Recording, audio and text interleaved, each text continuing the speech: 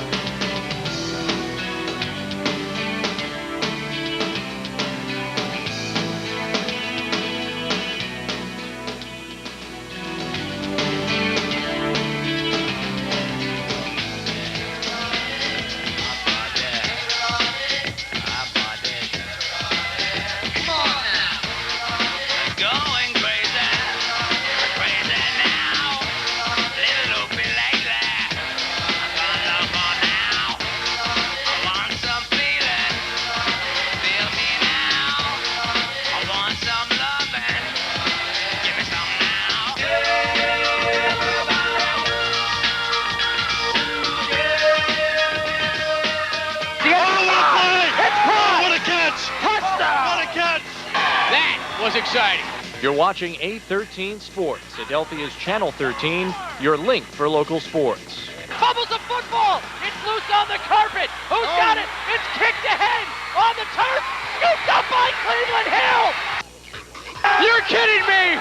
Oh my God! The typical home has a TV in the living room, in a bedroom or two, maybe in an office, and a basement. With a dish, you'll need to pay up front for equipment, pay for customer service, and local channels in the living room, the bedrooms, the office, the basement. At Adelphia, we don't charge you more for local channels or for classic cable on additional TVs or for in-home customer service. Call today for more information on Adelphia Digital Cable and DVR service. Call now. The bedrooms, the office. Hey, Boos and Ghouls, this is CJ Lee from 96.1. Hillside Children's Center presents Halloween Spooktacular October 30th and 31st at the International Agri Center in Hamburg. Meet Scooby-Doo, Shaggy, and the Powerpuff Girls from Cartoon Network. Free trick-or-treating courtesy of Tops. See furry and not-so-furry friends in the Animal Planet Zone. Admission is $8 for kids, adults $10. Show your Tops bonus card and save $2 on a child's admission. Sponsored by Adelphia, Tops, and Infinity Radio.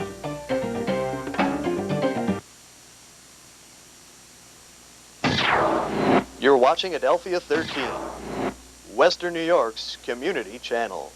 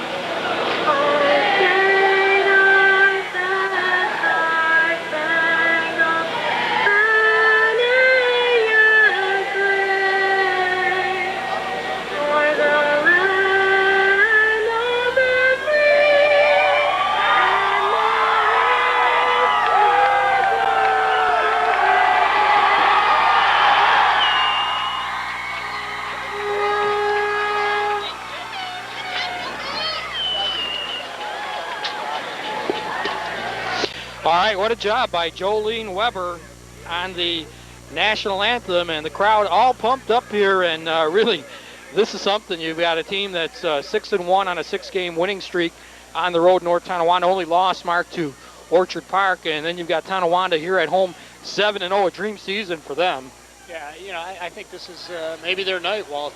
They come in here, as you said, and I think the key really for them tonight will be their defense. I mean, they've only given up 14 points all season long, and that's, I think that is a Western New York record, which is pretty much, and there's Chuck Tilley right there on the sideline. Yeah, let's take a look at Chuck Tilley and what he has done. And remember, he came over from Cheektowaga, and he had a couple lean years for the Tonawanda Warriors, but he has really put it together this year and has amassed a record of 7-0. You know that Chuck is an avid weightlifter. Well, and I like when he comes here, you know, Walt, he brings his system, he instills it, the kids buy into it. Now there's Eric Jancy. Eric was born in 1968 from Springville, New York, educated at Springville High School and Bucknell University, played high school football and baseball, college football. He also likes football and weightlifting. He had a nice list of coaching, South Carolina in 1992, and then Williams Release in 93, 94, 95, and 96, North Tonawanda JV. So he came up through the ranks, 97 through 99, NT varsity assistant, in 2000 to 2002, the NT head coach.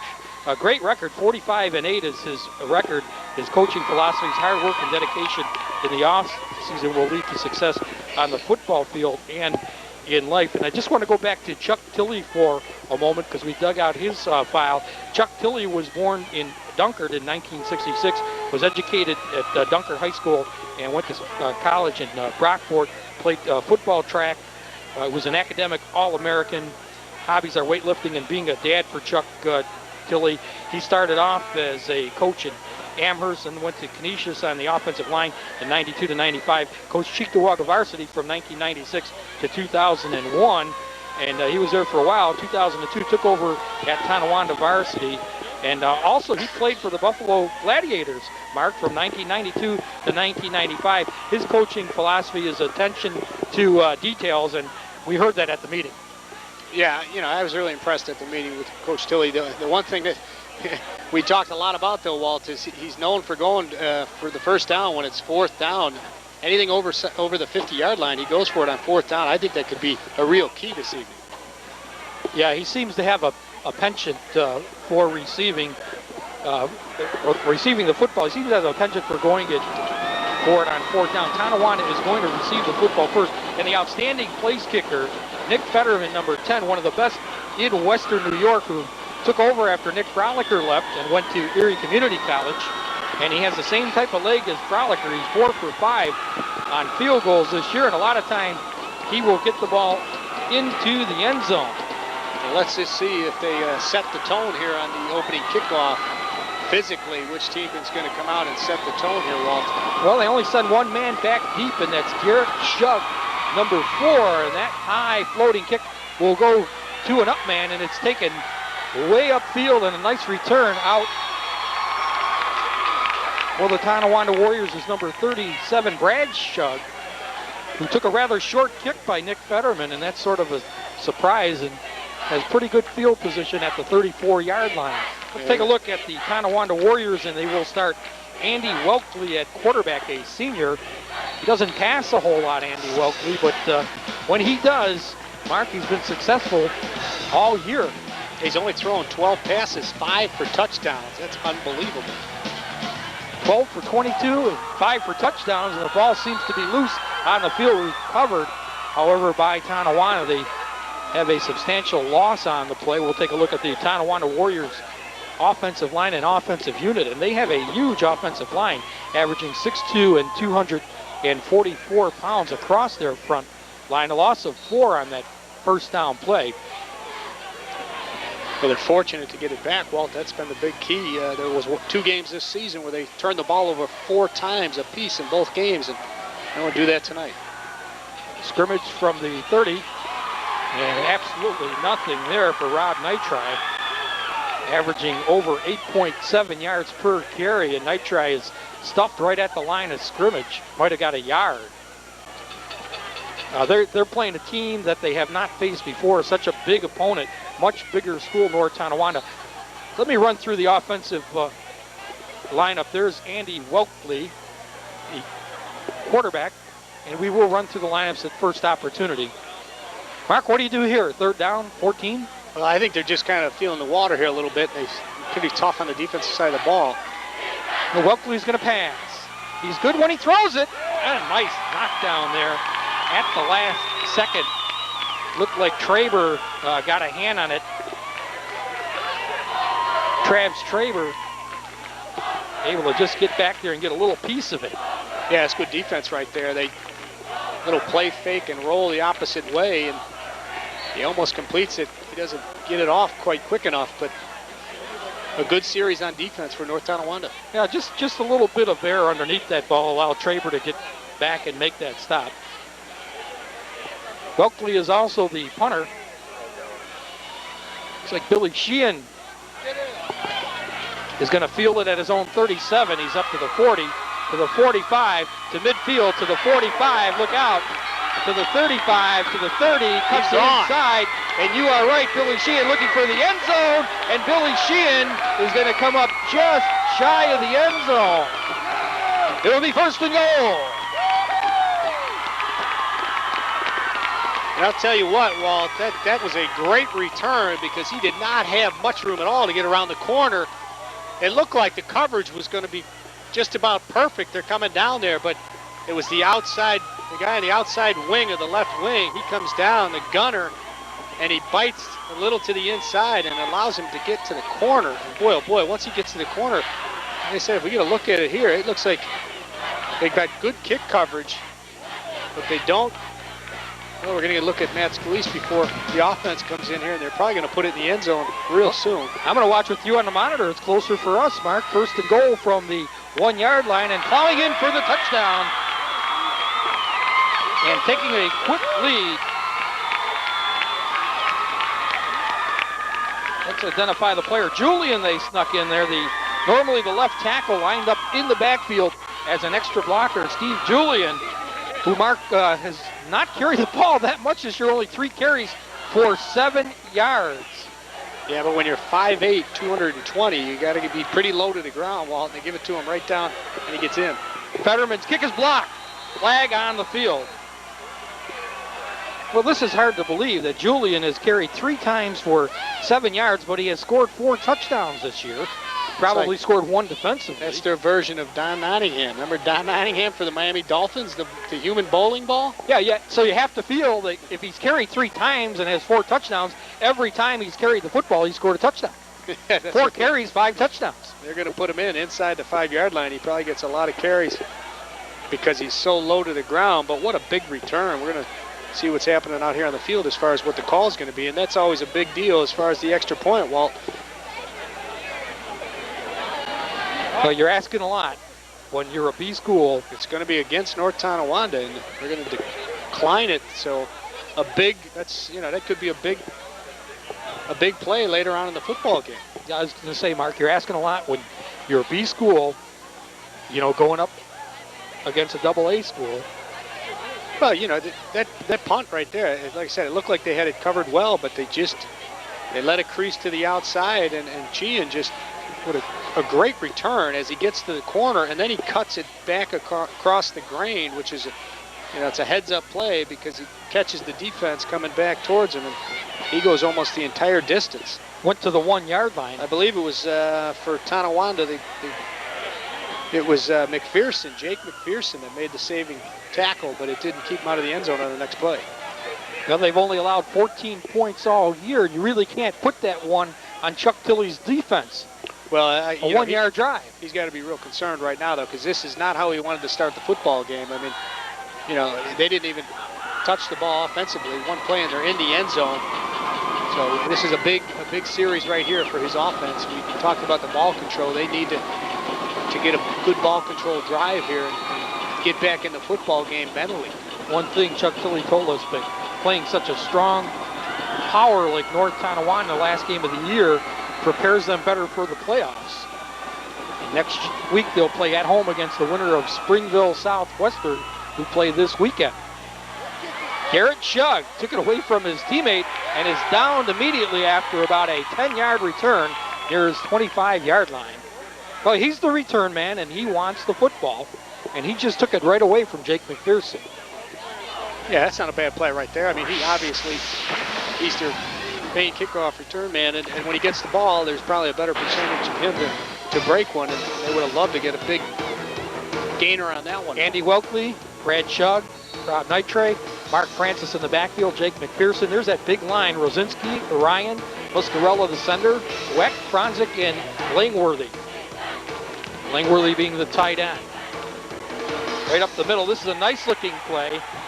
And good yardage for Mark Francis. He's only 165 pounds and he picks up 9. But he's a real tough kid, a good tough runner. Yeah, I really liked him in the meetings. I mean, he just, totally a confident young man, and his philosophy is, I'm not going to run around him, I'm going to run over top of him. He's only 165 pounds, but you can see he's well built. North Tonawanda defensive team, and they've got a terrific unit. Adam Harris and Alex Port. Takis is 300 pounds. Latanzio, Scalise, Julian, Pauline, and Miller, Fetterman, Baker, and Traber in the defensive secondary. All they need is a yard, and look at that hit by Pauline. A Nitri, as it's a loss of yardage on the play. It will be 3rd down and short. Well, Casey Pauline's only 163 pounds at 5'11", the junior, but number 2, Pauline, Mark came up and really stuffed that play. Yeah, right now Tonawanda, they're pretty much putting everyone in the box, and they're just sitting there, and they're patient. They're just holding their positions and waiting to see where the ball carrier is actually coming from, Walton. They said this is the time when you need to loosen that defense up by throwing the football once in a while. Now, they don't throw much, and they won't throw here with 3rd and 1, and they will pick up the 1st down. Brad Shug, out of the fullback position, picks up the first down of the game for Tonawanda. That's a big 1st down. We just talked about, starting to control the football and get contain it and get a drive, sustain a drive right here and get back into the game, like I said, mentally, physically, and by moving the change. That's one way of doing it. 8:30 to go in the first quarter. It's already 6-0 North Tonawanda on the road leading. 1st down from the 40-yard line. This is a very slow developing play to the outside, and unable to get to the outside is Mark Francis, trying to go east to west and feel a little slippery out there. Julian in on the stop. That was a slow developing play, and Francis could never get to the outside. Yeah, and the turf is going to be, obviously, it looks like it's still, not the greatest footing out there. And so sometimes he's trying to get out of the backfield. He tried to get out behind his big lineman, but it was slow developing, Walton. They closed it down on the corner. No gain on that play. This type of offense, it's difficult to tell who has the football. Option, Nitri to the outside is cut down. Terrific tackle on the outside again, and I think it's Pauline again who comes up with another good stop. Yeah, he looks like a real good defensive player, and it's just discipline too. He stays home there, and especially on that option play. That's where you got to read the quarterback. He does a nice job reading the quarterback. He forces the pitch and then makes the sure tackle. Well, if they looked at the stats, it will tell you that Welkley does not run the ball that often. He's only carried 7 times for 26 yards, so most of the time he's going to pitch. I don't know if they keyed in on that or not. This is a good-looking play, and to the outside, but unable to get to the outside is the running back, Garrett Shug. Miller in on the stop, and comes the punting unit. There's Garrett Shug, who's amassed 305 yards this year. I like the way Miller played that, though. But Miller, he takes on the block head on. He takes on the block coming out. He sheds the block and just wraps up and swallows the ball carrier. And they're more or less going to put 9 players in the box, North Tonawanda, and force Tonawanda to, pass the football. Yeah, I think tonight they're going to have to, they got to open it up a little bit on the offense. You can see, that the first series right there. They're stacking the line, and they're bigger bodies out there for North Tonawanda. Welkley to punt it. Line of scrimmage still the 40. Nice high kick. Billy Sheehan will watch it bounce out of bounds. That's a good-looking effort by Welkley, and they will spot it near the 27-yard line when the official finally stops walking. Pretty nice kick, high. This time they didn't allow Sheehan a return. But yeah, especially after the last time he touched the football. I mean, that really, turned the momentum right around. And this is where, Tonawanda has to rely on their defense. I mean, they get a stop right here and then force them to kick. And, you never know what can happen on special teams. But if they get the ball back, it's going to be decent field position. But the defense has to come up with 3 and out. Well, it's not going to be that easy. Let's see who lines up over center at the quarterback spot. The quarterback keeper, still want to identify this because they played 2 different quarterbacks. That's number 7 in there, Scott Gregson. He's more of the sprinter type quarterback. He's got great speed. And he's only a sophomore. We talked to the coach, and he likes this guy. They started playing him second week. He started bringing him along, and now it's late into the season, and obviously as a sophomore, they're going to give him some playing time, and he's got a couple years left. He'll be a good one. Gregson is strictly a running quarterback. He's ran it 45 times for 489 yards. This play coming to the outside, Billy Sheehan, and Billy Sheehan turns the corner, picks up positive yards. Derek Shuggan on the stop. Billy Sheehan, the 180-pound senior. I'll tell you, there's 2 missed tackles on that play. Walt, I mean, they had him dead to right in the backfield, and that's another key too, is to be able to tackle. Matt Scalise, the quarterback, Andy Davis, Billy Sheehan, and Sean Shabetta. Zach Zorch is the tight end. Liberto, Reckon, Port, Farr, Kostruba, and Travis Traber.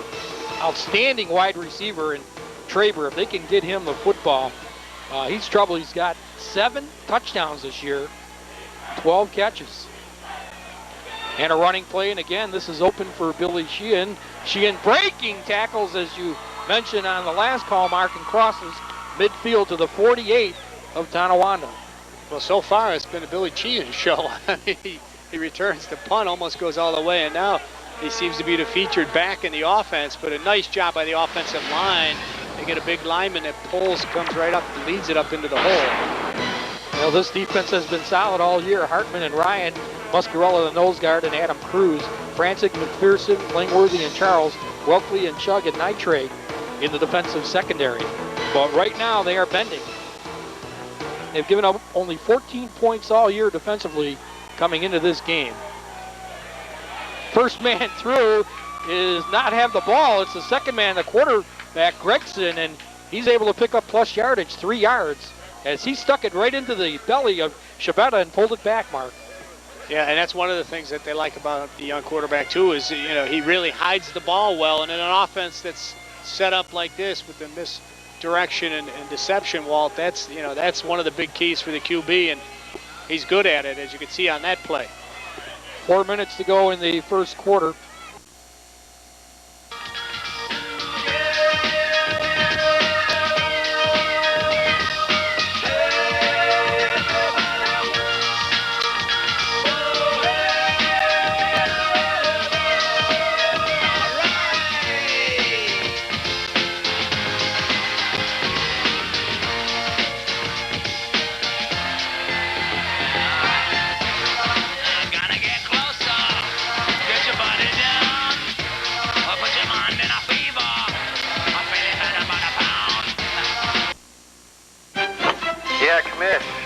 Plans tonight, but I really want to see the game. So I'm going to need you to start that at 10 o'clock instead of 6. Listen, need you to rewind that last play for me. But pause it when his foot comes down. You schedule your own sports with an Adelphia DVR. Call Adelphia today to take advantage of these special savings. Call today. Yep, I'm missing the end of that game I was watching, so would you mind rewinding that? DVR from Adelphia. Because I'm making a sandwich. It's kind of like that.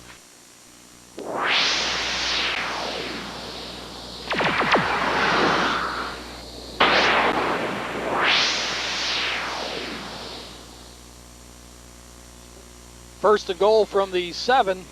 North Tonawanda looking to score again. Gregson reaches over the goal line. Touchdown. The ball came loose, and it was on the field, but the officials said he broke the plane of the goal, and it's a touchdown for North Tonawanda.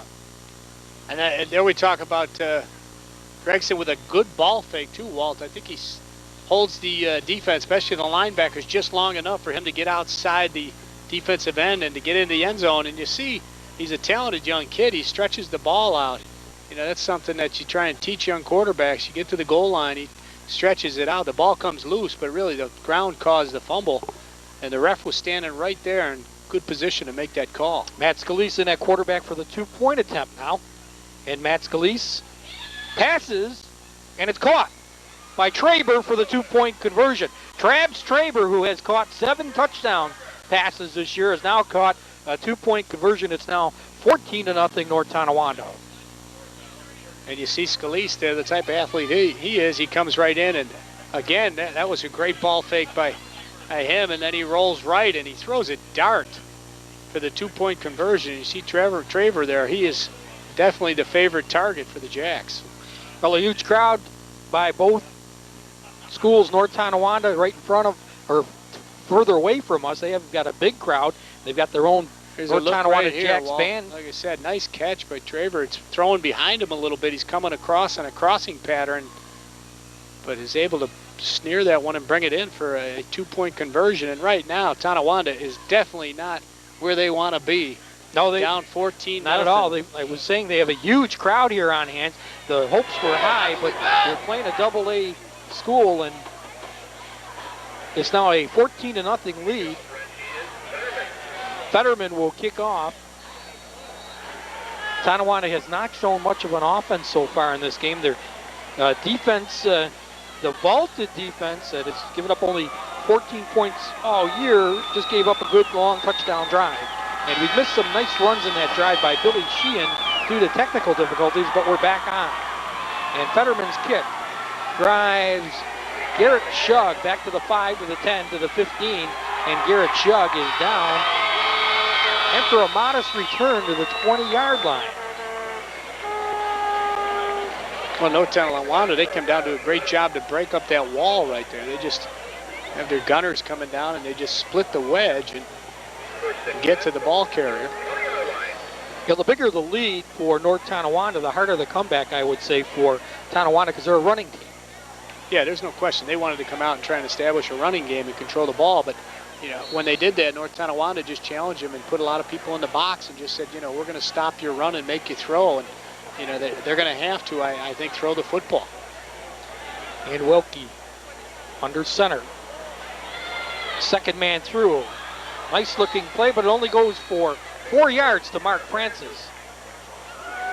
And the North Tonawanda club, really stacking 9 players at the line of scrimmage. And you can see what happens, Walt. They are stacking, and they're just, you know, they're waiting, they're patient, they're waiting to see who's getting the ball, and then they are coming and they're shutting it down. And Francis is just a good enough runner to realize that they're really all just stacking up in one location. He cuts it back, and sometimes you can break those for long gainers, but it does show that that defense is just, you know, they're basically challenging the offense to run over top of them. That was the strong safety, T.J. Baker, who held on to the shoes for the tackle. Nothing cooking on that play, only a yard gain, if that. Shug in on the carry. Brad Shug, the fullback. The big man, Takis, 300-pounder in on that stop. But again, you see now it's third and maybe 6 yards, Walt, and they haven't been picking up enough on first and second to be able to run the ball on third. And, you know, predominantly a running offense, and that's what's difficult when you run a system that you really rely, like, you know, 90% of the time on a run. It's tough in the midstream to change. Well, Welke can pass. He is effective when he throws. Now he throws. He's got a man open, underthrows it, and it's knocked down by Travis Traber. Yeah, that ball been on the money. That could have been a touchdown to Garrett Shug, who was well behind Travis Traber. And it's just he just didn't have enough under it. He's on a run, and you see Welke here. He just can't get enough mustard on it because I can't believe Traver just plays it. He's kind of playing it lackadaisical there and let the receiver get behind him. And luckily the ball was underthrown. Now, Traver was very fortunate that Welke did not get more steam into that pass. In fact, if you watched on the replay, Mark, it seemed like Welke was jumping as he threw the ball. It's almost blocked. Short kick by Welke. Now, there's 2 ways it rolls out of bounds at the 45. When you're jumping and throwing the football, sometimes a quarterback with a weaker arm might get a little bit more on the pass, Mark, but most times you don't. Yeah, that's the problem. I mean, he just, you know, he's not really physically big enough to throw it on the run, and being a little bit lighter, he was trying to get a little bit more on the ball and came off the ground. And you gotta almost, even though you're moving, you still gotta plant your feet and throw the football. I mean, Garrett Chug had him beat by a good 5 yards. I have seen the receivers get open though for Tonawanda, so they have been getting open. Their defense has been dented by this NT offense. First down, Scalise, he's got a rocket, throws, it's caught, and did he hang on? No, Traber took a huge hit there. Traber's averaging over 19 yards of reception, so when he catches it, they're usually downfield. Well, you see Traber right there. He's sucking a little bit of wind right there because the little guy, Shrug, isn't that big. They got him lifting at 5'6", 130, and he had all 130 into that hit. And that's what for guys that are free safeties, and we got to look at that one again. Doesn't matter how big you are, if you time it right and really lay the pads to the guy and hit him right where he's supposed to be hitting the midsection. Watch right here. He just lays him out, 130 pounds, but that's a big hit right there. And back to live action. Billy Sheehan has broken it to the 40, to the 35, to the 30, to the 25, and inside the 20-yard line. Billy Sheehan has been running wild here in the first half. Just when you least expect it, Billy Sheehan behind that strong offensive line turns it upfield. Yeah, and Sheehan at 5'7", 170 pounds. You can see he's got good speed, but he's very powerful, and that's a play that's really been working, Walt. And Tonawanda hasn't quite figured out how to shut that one down, because every time they've run that play, he's been breaking off some big chunks of yardage. And Tonawanda reeling right now. They're in some huge trouble. First and 10 from the 15 of Tonawanda for North Tonawanda. And Matt Scalise looking good at the quarterback position. And a straight dive, and very little gain there. Scalise ended up keeping the football. Both of these teams, you really have to watch that football, and especially at home, because the triple option, they hide the ball well, both quarterbacks. Well, what happens is they get the backs so close to the offensive line, there's no room to really look into the backfield. But that was a nice play by Ryan, number 51, the nose guard. He just penetrated and got to Scalise in the backfield. Well, this is a triple option, and Tonawanda runs a double wing, but they look pretty similar. Second down play, gain of 1 on that play. Scalise is going to throw, and he had a man wide open and misfired. Looked like Gers was out there in the right corner, number 19, and he was wide open. Yeah, and Scalise, he rushed that pass because he had his receiver who was breaking into the open. There was no one even around him, Walt. He could have just waited another split second, and he didn't have to throw it with so much authority. He could have actually just kind of lobbed it into the corner of the end zone. They probably would have scored on that play. 3rd and 9. If they don't pick it up, they've got Fetterman waiting in the wings to try a field goal. Scalise in trouble, gets rid of the football to Sheehan. He stopped for a loss on the play. That should bring up a long field goal try, especially at the high school level. But the Warriors have stopped him. Chuck Tilley can be proud of his defense. You're down 14-0, and they're knocking on the door again, and they just scored on the last series. And there's Francis, and that's the kid. That's the toughness. That's the kid. He's the leader on the team, and he made a big play there. That defense, just to shut him down there. That was a big play by the defense, and keeps Tonawanda in the game. Got to watch the fake here. This is 37-yard kick. No, he can kick it, Mark. He's got the leg. Kick is up. And the kick is no good. Fetterman, one of the finest kickers in Western New York, had the distance. But that's a big stance right there for the defense. And as I said, their defense has been tough all year long, and they finally, especially after that long run that they had to get it down inside the 20 and then to stiffen up, that keeps them in the ball game. Fetterman 4 for 5 on field goal attempts this year. Now 4 for 6 along with 37. That would have matched his long attempt, and 25 for 29, and he's 0 for 1 with a block in this game. So he's off to a rough start in this game. Yeah, well, they need, I'll tell you, in this series, they need to pick up some first downs because their defense has been out there the whole first half. They have not been able to move the football. Here's Garrett Chug, number 4, and Garrett Chug grudgingly picks up 4 yards. But you look at these averages of these backs, and they are coming nowhere near to these averages. Garrett Chug averages 9.5 per game, per carry. I mean, 8.7 for night try. But that's not going to happen tonight. But that's better right there on first down, Walt. They pick up at least 4. Now they go second down. Now they can still, stay within their offense. Maybe pick up 3 or 4 here and make it a third down where they can again run the football. Nice game tackling by the Lumberjacks, as you saw at the end of that play, right into the middle, and very, very little yardage there. Late hits and some fans not pleased that no flags have been thrown. 37 on the carry, Brad Shug. 2 Shug brothers, Brad a senior, Garrett a junior. But as we just talked about, now third, maybe 3. Now you can run the football, but you also, the defense has got to be thinking, they can still pass the ball here too. So it's a down where you want to be, down in distance. Well, their offensive line of Chuck Tilley averages 6'2", 244, but they haven't pushed anybody around in this game. Not pushing anybody around on that play, but the first down is made by Mark Francis on second effort. Tremendous second effort. Mark Francis only 165, and Chuck Tilley was saying he's the toughest kid he's ever coached. The toughest player he's ever had, and that's saying a lot in Tonawanda. I'm telling you, because we've done some games over the years, Walt, and I threw a name out, Joe Kazmierski. I thought he was the toughest kid I've ever seen play. I don't care what school, but I'd take this guy anytime on my team, right here. He made a big play on defense. That's a big play on offense. That was their second first down. Let's see if we can get the Warriors rolling. And here comes the same ball carrier stopped for a loss of a yard, Mark Francis. Looked like that play was botched from the start. And that's not a play that's going to work. I mean, not against North Tonawanda and their Scalise, especially with him in the middle. Scalise is just too good of a linebacker to give him that much time to read a play. I mean, you're going to use a misdirection. It's got to be executed a lot quicker than that because, as I said, they're just stacking people in the box and Scalise in the middle. He's going to sniff that one out, and he just breaks through and makes a big tackle in the backfield. And now that hurts them too because they were moving the football, and now it's second and long.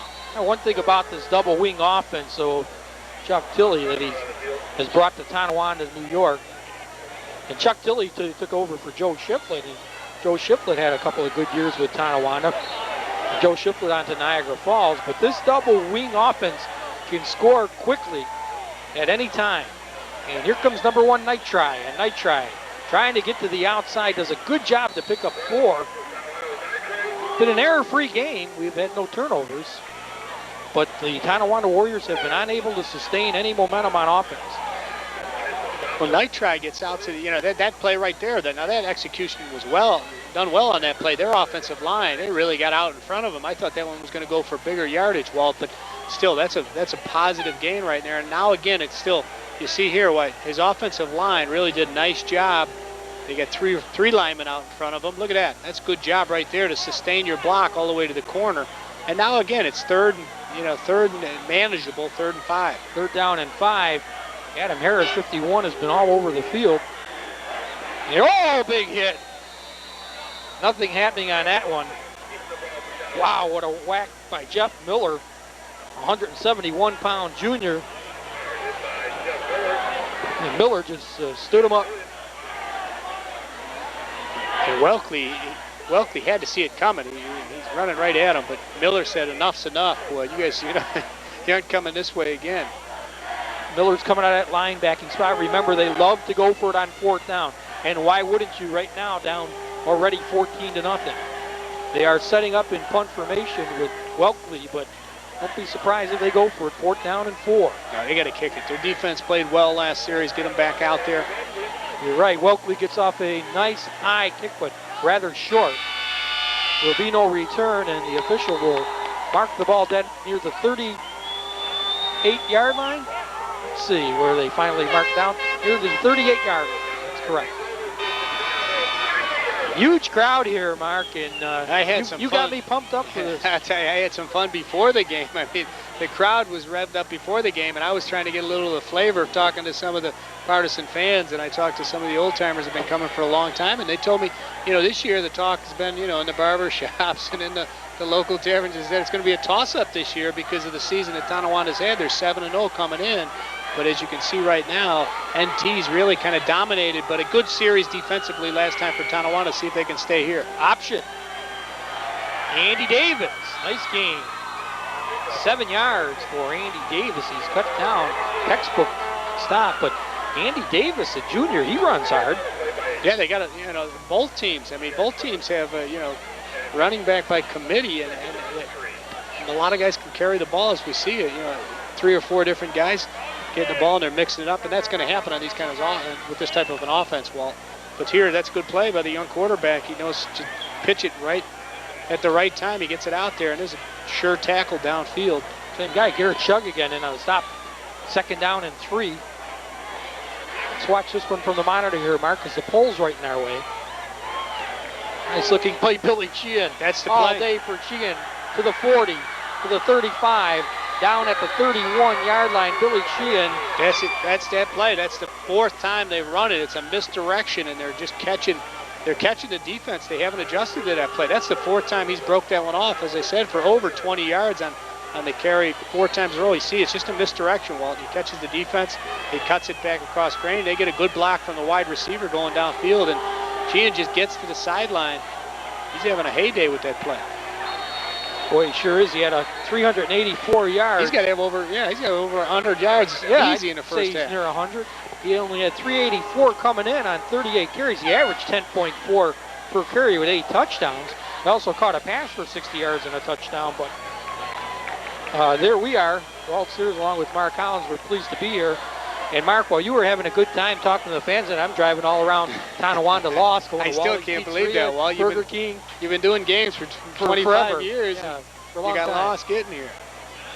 But always a pleasure to work with you. But it is fun when you come to these kind of games, and with the big rivalries, there's one going on in Lancaster and Depew tonight, but this one, I don't think it gets any better than this, because, we talked at the meeting with the players. I mean, these guys, from when the time they're little, there's 2 different little leagues in Tonawanda. They don't play with one another and get to know each other. And, as they grow up, it's just one side of the track and the other side. And when they come here, you look at this crowd here, and I had a lot of fun talking. You talk to the moms, you talk to the dads, you talk to the grandparents. I mean, everyone's here and having a lot of fun. And if I get a chance, I want to read. I met one of the alumni, and his name's Lynn Sheasley, and he's put together a alumni. Actually, I think it's the 3rd annual Hall of Fame gathering, Monday, November 8th. It's 7 to midnight, honoring the late George Miller and another alumni, and it's both Tonawanda and North Tonawanda, which is a lot of fun. That's nice. Yeah, it was sort of odd. It struck me that they have their little leagues are separate, Tonawanda and North Tonawanda. And let me throw in, that's going to be held at the Renaissance Club too in Vanderport, New York. Well, another big gain up the middle. Zayon Pyle and North Tonawanda really doing the job. Quarterback ended up with the football. Scott Gregson. Huge gain on the play, almost 9 yards. But if you think about it, Walt, it's really been the one play that's killed. We get a look at here. I like this quarterback. He does. He hides the ball well. And wow, look at that. He breaks that tackle. Only a sophomore. What he does, Mark, he sticks the ball right into the midsection of Billy Sheehan. Yeah, and then he takes it. Yeah, and that's the key. You got to stick it in and keep it there long enough, to get to freeze the linebackers and the rest of the defense, and then pull it out and go with the rest of the option. Here's a measurement. You're going to be just short. Well, this is similarity to the 2000 game in which Tonawanda was down 21-0, and the last time they won against North Tonawanda was in that game, erasing a 21-0 deficit on Ryan Smith's 3 touchdowns for a 24-21 win. Yeah, well, that may be the difference. They had Smith in the backfield, and you remember him. I mean, he could really turn it up the field, and he could score on any play. I don't think they have that back in the backfield, but I still think if they come up with a stop here, they're still in the football game. 2nd down and 1. That's going to be close. I think Sean Shabetta finally got a carry. He has not carried the ball much in this game at all. But this is still crucial. There's 2 minutes left in the half, and Chuck Tilley knows his defense. He knows they got to hold him out of the end zone here, because if they go in only 2 touchdowns down, but his defense has got to be tiring, Walt. They've been out there a long time in this first half. Well, might they pass in this situation with the clock winding down? Billy Sheehan is going to take the pitch. No, they go straight up the middle. That's why it's so tough. They faked it to Billy Sheehan. They went straight up the middle again, and they were stuck. Yeah, well, you can 30, see Andy Davis. Yeah, but you can see why this team is 7-0, and there's someone coming off with a little blood coming out of his nose. You can see why this team is 7-0 though, Walt, in Class B, because right there, look, that's a good play by the defense. You see how tough they are. They're not giving up. I mean, and a timeout on the field, and again, let us remind you that Coach Eric Jancy has a premier kicker, Nick Fetterman, who is now 4 for 6 this year, with a long of 37, 0 for 1 in this game from 36 yards. So even if they're stopped, Mark, they have the threat of a field goal attempt. Well, I'll tell you, Chuck Tilley would be happy if they stop him and force him to kick a field goal. Now, Eric Jancy knows, he really knows his offense needs to put it in to really put these guys away, because it's North Tonawanda. If you go in at halftime 14-0, Tonawanda's still in the football game. If they put one in the end zone here and go in with 3 touchdowns, that's demoralizing, and then they go in. It's a whole different ball game in the second half. But Eric Jancy wants to put one on the board here. He's been knocking at the door the last 2 series, but they're keeping him out. These cheerleaders from Tonawanda will be right back here next Friday. That's the largest cheerleading squad I've ever seen. There must be 50 of them out there. They're going to host a playoff game against the winner of the Springville game. Reverse. And Southwestern. You're right, it's a reverse. And let's see what happens. First is thinking it towards the end zone. Nah, I think another flag. Touchdown. They got a good call on that too. They're going to call that one back. And I'll tell you, that's Tonawanda's been lucky. They had 2 flags, but the refs, I'm going to give the refs a lot of credit, because they were right on the spot to make that call. Because it looked like something he should have been tackled, Walt. There were too many. Watch, you see it on the reverse here. There's a lot of purple jerseys, maroon jerseys that look like you should make a tackle. And you see right on Welkley right there. Ooh, no, on the back. It looked like he came in from the back. So they waved the touchdown off for Justin Gertz. What a shame, a nice looking play. They had to play well. They're still trying to get the placement on the ball properly. Once the officials figure it out, they'll walk it off. There is Justin Gertz. Gertz, that's a play you want to keep in there. Put that one in the back pocket for when the playoffs come around, because he's a good-looking running back. As a wide receiver. Unfortunately, loses a touchdown. Brings up a second down and 24 from the 34. Scalise has got a great arm. Traber incomplete. Near the goal line, Traber. Well covered, double covered. Nitre with good coverage right there. Scalise just goes back and, again, looking for his favorite target. It's just a fly pattern. He just runs straight down the sideline trying to beat his man one-on-one, and that's great coverage. Scalise just puts it up and knows he's got the good receiver out there, hoping he can go up and get the football, but well covered. Safety comes over to help out. Looks like they're out of field goal range. They're at the 34-yard line, so they have to make something happen on this play. Scalise blitz on, and they've got him. And Scalise is tackled for a loss by Fred Charles. Owen blocked Fred Charles, a linebacker who came in. I'll tell you, that's a great call. That is a great call by the defensive coordinator, saying, you know they're going to put it up. Let's take a shot. Let's get to them. Let's turn the momentum around here. 57 seconds. They're going to get the ball back one more time. But that's a good note to go in at halftime. Here comes Fetterman on the kick. Line of scrimmage is the 40-yard line of Tonawanda, so Fetterman's just trying to pin back Tonawanda inside their own 10 if he can. Garrett Shug is back for the kick. They might even take a penalty on this one. Yeah, they're going to take a delay of game. Yeah, they ran off as much time as they could. Got the play clock down to 36 seconds remaining in the half. Larry Michael is the referee, Paul Gagliardi, Mike Fiskor, Matt Palma, and Wayne Hill. It looks like they're going to try and set up a return. I was going to say, let's see if they're going to come hard at this one and try and get a block right before halftime. So now the line of scrimmage is 45. Fetterman, they are coming, but he's a great kicker. That's great. Way up in the air, and a fair catch called for by Garrett Shug, and they just might as well kneel for the next few plays. Yeah, and that's, Derek shrugged. That's breaking the rule there. You catch him at the 10-yard line. Anything over your head at the 10, you let go in the end zone. Well, the only thing that could happen on a fair catch inside the 10-yard line like that is bad. Yeah, that's the only thing you can do is fumble. The best you can do is just catch it. And it's usually one bounce and it's in the end zone. You got to leave it up to the punt team to try and down it with inside the 10-yard line, because now there's not much you can really do with this play. If you let it go in the end zone, you're on the 20, you can at least throw a couple passes. Well, I don't think they'll do too much with it. They'll probably just kneel down the ball at their own 7-yard line. They certainly have escaped a couple of scoring threats from North Tonawanda and have kept the game within 2 touchdowns. Well, they do run a play, and Nitre can stop right near the line of scrimmage. Might be the last play of the half. 19 seconds to go. So, really total domination marked by North Tonawanda in the first half so far. That's only the first half, though. Yeah, they dominated the first half, but they really had that one play. Like I said, there was one play that killed them. They were using that little counter, and they were running it. And you talked about it was Sheehan that just was chewing up all kinds of yardage. But besides that, Tonawanda at least made 2 big stops defensively and didn't let them in the end zone. That could be key here in the second half to get back into the football. And Mark, we might have to tip our hat to the North Tonawanda defense. Reading all those clippings about how Tonawanda's defense has played so well. Their defense is strong also.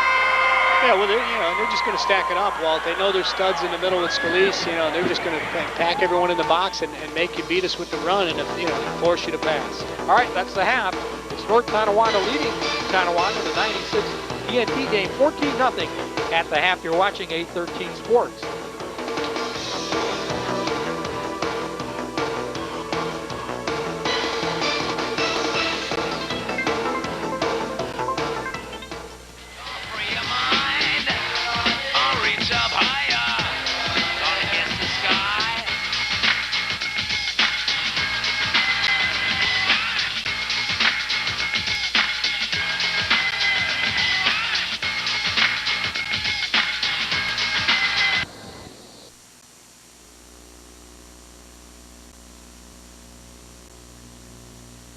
Now Walt Sears along with Mark Collins. And Mark, it's raucous here. It's jumping up and down in front of us. Tonawanda looking for a spark. I'll tell you, I went down to get you and I a coffee, Walt, and it's just a lot of fun down there. You see them all ages. The little kids are having a ball, and you hear it. Still the talk is this is still a toss-up, and it's only 14-0.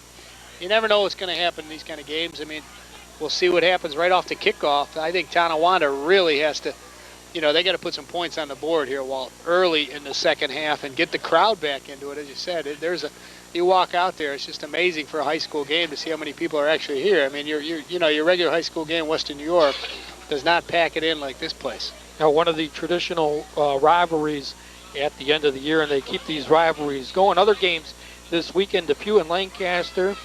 And, of course, West Seneca West and West Seneca East, Ken West and Kenmore East, Albion and Medina, and the oldest rivalry, Dunkard at Fredonia. Well, yeah, this TNT rivalry's been going on 96 years. Yeah, 1908, I believe, and we had the cup at our meetings, which was kind of a cool cup. It's this big silver cup, and it looks like something out of the Viking era, but... Yeah, what was it? It was 1909, the first game, right? And it was 5-0. Tonawanda won it. Yeah, they weren't scoring a lot of points back then. And the next year, North Tonawanda won it 6-0. There's Chuck Tilley. We're sure he's talked to his team along with Jason Beckman, who was at our meeting. Dave Medell is running the JV. They're 6-1 along with Matt Rattel, and their JV's doing well too at 6-1. Yeah, well, let's see what Chuck Tilley, what adjustments he made at halftime, because defensively, the one play that was killing him was that little counter that they kept on running, and it was Sheehan that was just chewing up yardage. And you see Welke there. I thought he had some receivers in the first half that were open. The one long one was wide open. He just didn't get him the football, but yeah, I think he's capable. As he said, before this game, he'd only thrown 12 passes, 5 were for touchdowns. Well, I think they really got to have a little bit more of a balance here in the second half. And if anything, throw the football just to loosen up that defense a little bit with Scalise in the middle and everyone else just packing it around. It's tough running. Well, both teams' quarterbacks, Welkley and Scalise, missed wide open receivers for would-be potential touchdowns. Welkley to kick it off. If you believe in stats, the first half was all North Tonawanda. Julian has got the football. I don't think he really expected it or wanted it or knew what to do with it, but he made a good return. Well, he's not 36. He's not used to carrying it unless it's within the 5-yard line, so he gets it out there. Touched the ball more this game than he has all year. And I'll tell you, that's Don Nottingham. Wasn't that Don Nottingham's number, too? 36, I think it was. It was. You're right. Well, let's check out that offensive line who's done a good job for NT. Steve Julian, Dave Recken on the left side, Alex Port, their center, Robert Farr and J.P. Castrua. On the right side, Zach Zorich is the tight end. Traver is one wideout, and Gers is the other wideout. Who will start the second half at quarterback? And it appears to be number 7, and that's Gregson. He'll start along with Shabetta and Sheehan and Davis in the backfield. They're similar to Tonawanda, where their backfield is by committee. I'm impressed with Gregson, though. He's only a sophomore, and you see, just on that play, little things like that. Now watch how he puts his shoulder down here. For a sophomore, watch this. He doesn't shy away from this hit. That's what I like right there. I mean, that's, you see a sophomore. I mean, he's a confident kid, but we haven't seen a turnover, Walt, and I think that's where Tonawanda, if they're going to get back in the football game, they need to pick up some turnovers here and have their defense force a turnover. You got to wonder what Gregson's doing here, checking off at the line of scrimmage on 2nd down and a yard. He might have taken too much time, and if that's the case, you might see Scalise come in from the sidelines unless they call a timeout. Delay a game, and I don't know how that happens on 2nd down and less than a yard. Yeah, especially when you run that type of offense where, it's pretty standard offense when you get in there. You're not checking off, and, especially with the short down and distance, but you're not checking off there. You have 3 or 4 plays that you're running pretty much the whole football game. I'd like to see a side shot of Eric Gansey. The coach, you can't be too happy with that. And Gregson will stay in. He's been alternating with Scalise, but Gregson has played more. Here's Davis, tripped up. Nice stop in the backfield. And now that is the play. Even though that Sheehan didn't run it, that's that little misdirection that they used that was so successful in the first half. And see, watch here. See that little misdirection? That's the one. But this time they stay at home. And there's a good tackle down low. And that was number 42, I believe. Yeah, that's Charles. Boy, he's had a good football game. He was the one who came up with the big sack on Scalise on the blitz. So a big adjustment right there. They just said stay home and don't go with that fake. Now, NT, they shot themselves in the foot on 2nd down and less than a yard. Now they got to pick up 3rd and 5. Gregson, nice pitch. They're going to pick it up, no problem. Here's Billy Sheehan breaking tackles, and Billy Sheehan is inside the 30-yard line down near the 29. And again, let's give credit to the QB. That was a great read right there. A great read by Gregson.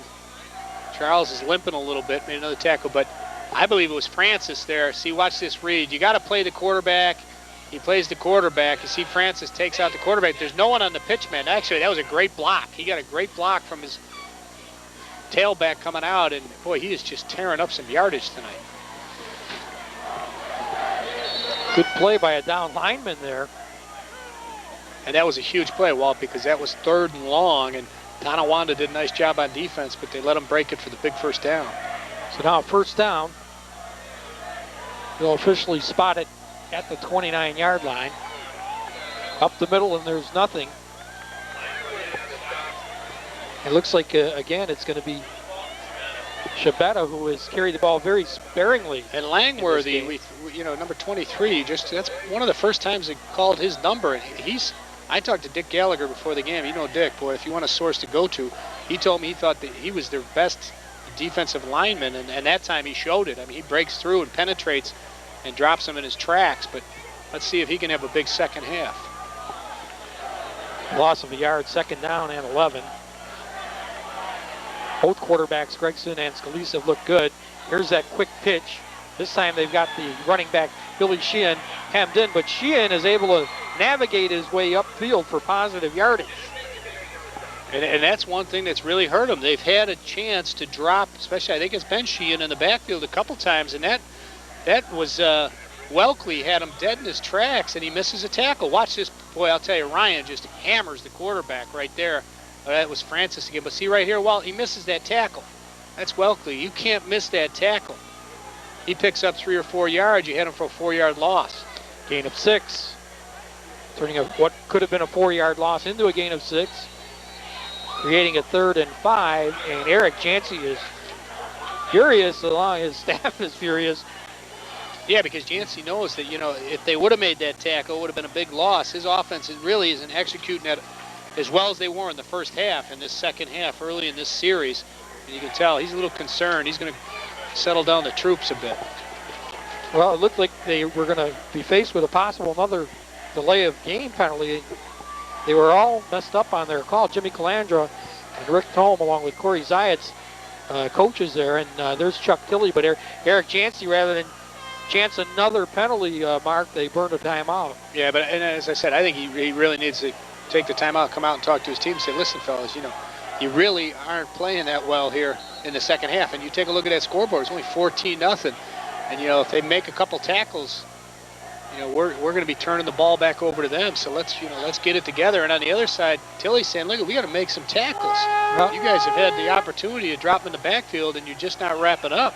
I think the problem here for Tonawanda from the 25, right here, it'd be a 42-yard field goal if they don't continue the drive, is if Nick Fetterman gets at least a field goal, now you're talking a 3-score game. Gregson, he's got a man for the pitch. Gregson keeps it himself, turns it upfield. He picks up the first down and much more. He ran that to perfection. Well, I'll tell you, they had a shot at the QB. Gregson, watch right here. It's number 44. He's sitting right there. He has a shot, and he takes the wrong route, and Gregson just gives him a little fake and cuts it inside. You got to keep the quarterback, string him to the outside. As I said, they had another shot at him right there. That's a good gainer by the QB, and that was a big down. Well, he sidestepped Nick Bacon there, 44, and then he's got an option. So either way, that was going to be successful. Gregson keeps it himself, looks for the end zone. Touchdown. Well, this sophomore now is a tough cookie at 167 pounds. And now you know why they start Scalise, and they say he's limping a little bit coming off, but they say that, they like to let Scalise play more defense. Well, this guy right here, if you're asking me, he's won the job as the quarterback. I mean, he's only a sophomore, but he's quick. He can tuck the ball and go. And he's getting a lot of confidence, and you can see he's going to be a good one. And, why not play him as a sophomore? And then by the time he's a senior, he's going to be terrific. Fetterman 0 for 1 on his extra points, had it blocked, and now he's 1 for 2. One of the best kickers in Western New York, 21-0 North Tonawanda. Now, the only hope here is... But you see the heads are dropping, too. You can't have that. Because in the year 2000, the last win for Tonawanda, they were down 21-0 when Ryan Smith ran crazy, and they came back and won 24-21. Smith had 3 touchdowns. Now, the way this game's going, you can't foresee that here. Well, I'm telling you one thing, Walt. They had the opportunity, that series. Tonawanda had the opportunity to get that football back. They just missed some tackles. They missed big tackles, and they were on big 3rd downs. And they let them pick up the first down, and then Gregson takes it down on that big run and gets it in and then scores. But they had the opportunity to make the tackles, and they're just not making a tackle. But here you see he's got a lot of confidence right now. He tucks it and gets in the end zone. And the thing with the Gregson, he doesn't have the strength of the arm that Scalise has to throw the football, but he's only a sophomore. Yeah, not yet he doesn't. Yeah. But by the time he's a senior, he's gonna be a very good quarterback. Because Scalise has a gun, so they've got 2 opportunities. They can go with 2 different quarterbacks. It'll be interesting to see what they do in the playoffs. Because I think, like I said, the sophomore is with some more, a couple more games under his belt. Nick Fetterman, not one of his better games, kicking off a rather short kick. Garrett Shug is going to be hammered down after a very short return by Jake Houseking. Tonawanda under the gun.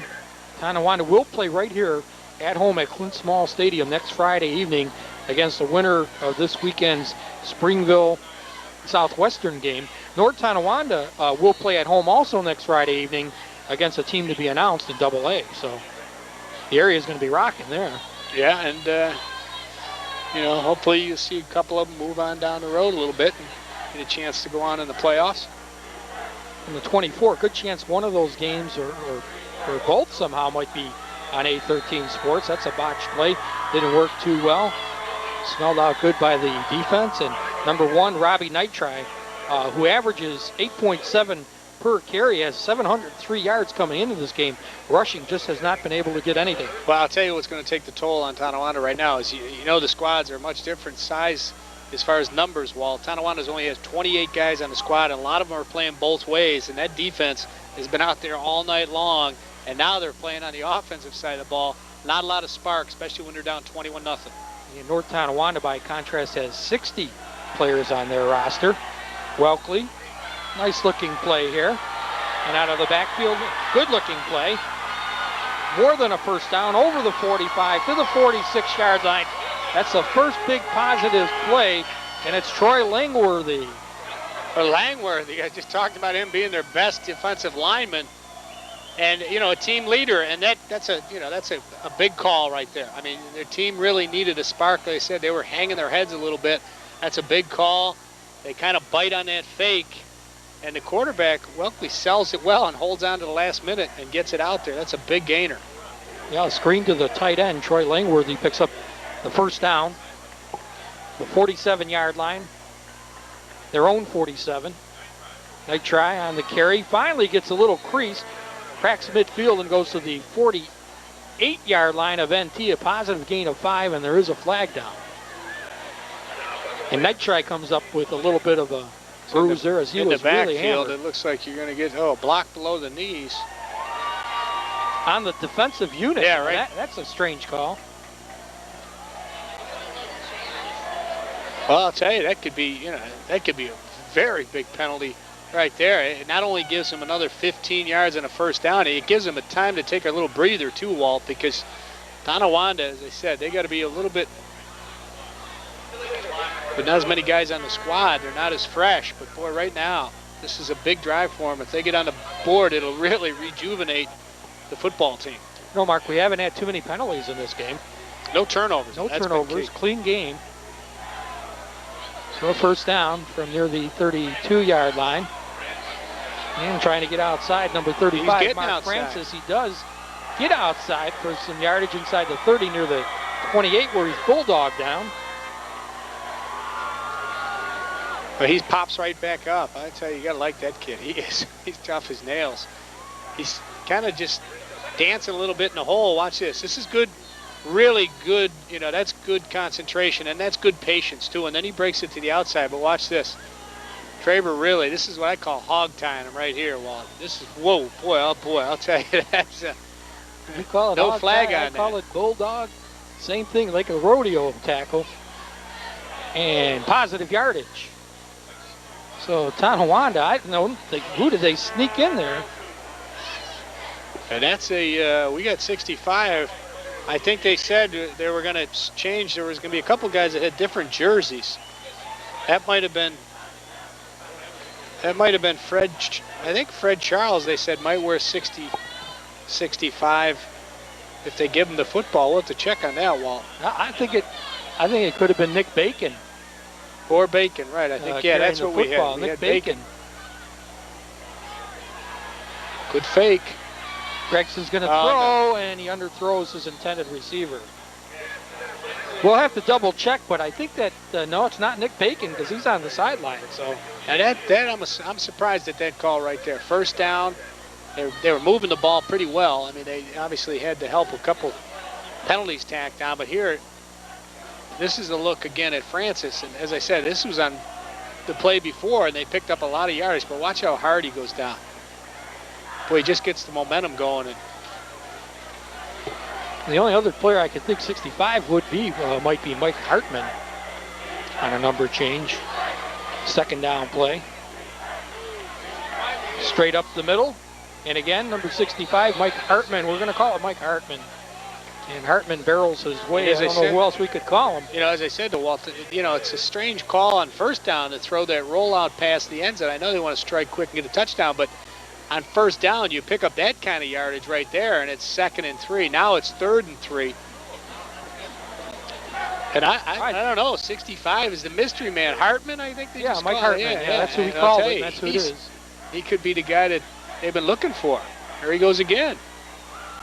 And Hartman running hard. Again, close to the first down yardage. Now it brings up, it looks like it's going to bring up a first down inside. Did he pick up enough for a first down? Let's see. We're going to have a measurement here. It's going to be very close. There's a look at Hartman right there. You know what? They're probably just saying, look at the size of Hartman. Let me see, what do we got him listed at? Oh, he's 6 foot 230. Yeah, 6 foot 230. You know, if Scalise and the boys are in the middle, you know, what do we get? It makes sense. You know, run a guy at him that's 6 foot 230. Well, it's not like Hartman hasn't carried this year. He's carried 30 times for 156 yards. Especially this late, you know, this late in the game where the smaller backs have been playing defense and offense, and there's another first down. They're getting pretty tired out. Hartman's fresh. Well, they have a lot of time remaining, 4:26 in the third quarter. They certainly need a score, though. Mark Muscarella is up over the ball at the center position. Hartman did not play in the fullback position till this drive. He's been the difference. And Francis, the ball carrier. This time they faked it to Hartman and gave it to Mark Francis. Well, the thing that's nice now with Hartman in the backfield, they use him as a lead blocker, too. I mean, he leads that one up into the hole, and he just kicks out the end, and Francis just gets in right up behind him and picks up some good yardage there. Good look at. Watch Hartman. I mean, he's leading the play right there. Look at that. Nice block right on that. Oh, boy, I'll tell you, that's a solid block on the end. Opens up a beautiful hole. Well, let's watch it right here, Mark. It's easy to see. 2nd down and 3. Nitri trying to get to the corner, and Nitri. He's in. Touchdown.